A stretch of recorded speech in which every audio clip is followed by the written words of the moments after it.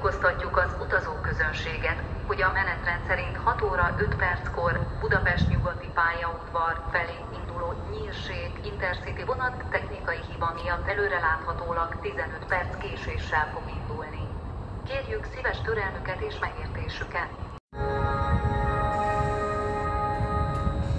Tájékoztatjuk az utazóközönséget, hogy a menetrend szerint 6 óra 5 perckor Budapest nyugati pályaudvar felé induló Nyírség Intercity vonat technikai hiba miatt előreláthatólag 20 perc késéssel fog indulni. Kérjük szíves türelmüket és megértésüket.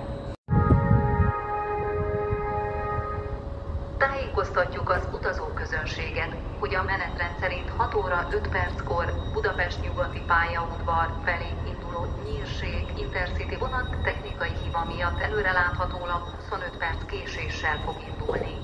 Kérjük szíves türelmüket és megértésüket.